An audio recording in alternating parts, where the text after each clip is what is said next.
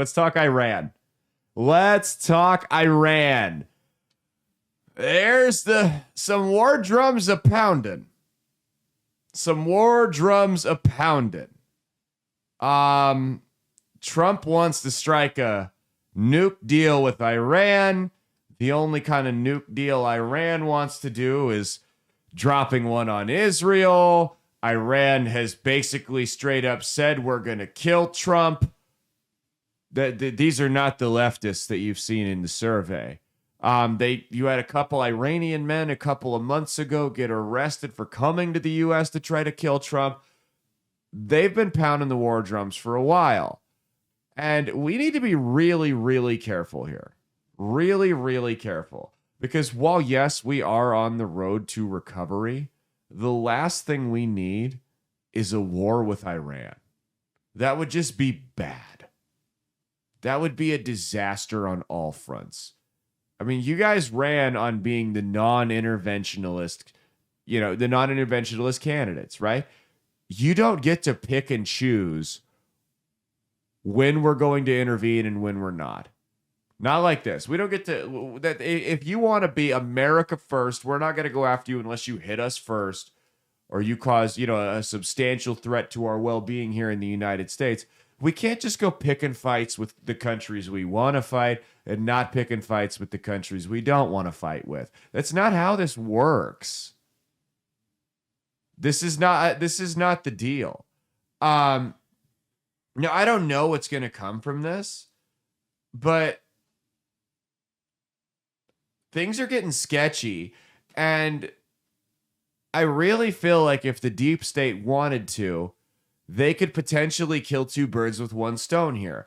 They could have a patsy whack Trump and frame it on Iran.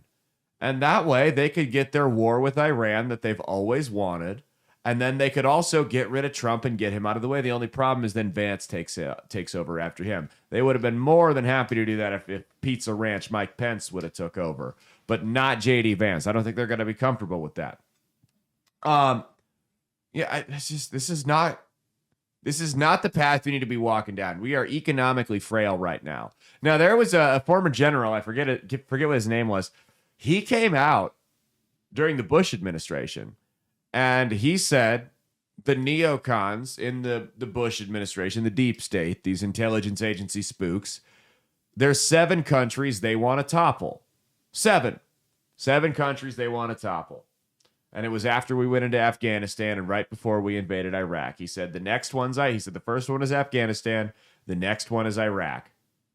Sure enough, we invaded Iraq. Then after that, he mentioned Libya, Syria, Yemen, and one other that I forget the name of. And sure enough, all of those countries slowly had regime change and toppled. The last country that was on that list was Iran. This is the final frontier for the neocon conquest. How do we fuck up the Middle East? Iran is the last country they want to go after.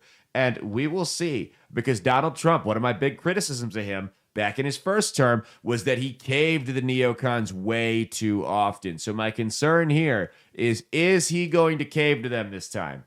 Is he actually, because here's my only problem though, or my concern with this beyond just whether or not he's going to cave to the neocons, is he seems to want the fight too. For whatever reason, he's got a hard-on for Iran ever since he killed that general. And I don't think they need to goad him too much into war. He wants to go to war with these guys. I'm not saying the Iranian government is all peachy over there. These guys are scumbags. But everyone seems to want to go to war with these guys. What I feel like is going to happen here is you're seeing a lot of dissent in Iran, a lot more than you've seen in recent years. A lot more than you'd seen earlier in the decade, over the last couple of years here. And I think what you're probably going to see is we're not going to have boots on the ground in Iran, but I would not be surprised if we have some type of covert operation that funds a revolution over in Iran. And we overturn this country one way or another, or we overthrow their government one way or another, and install somebody who maybe we bring the Shah back or somebody who's friendly to us. I don't know. But I think that's probably the most likely outcome. I don't see Iran signing. I don't care how good of a deal maker Trump is. I don't see Iran signing any type of deal with the United States and Israel. I just don't see. Iran literally has a clock called the Israel Doomsday Clock for when they're going to wipe Israel out. I mean, we talk about people who like how cringy guys are when like their whole personality is hating Taylor Swift, or how cringy liberals are when all they talk about is Trump. That's Iran with Israel. Like, it's actually really cringy how much they hate them. It really is.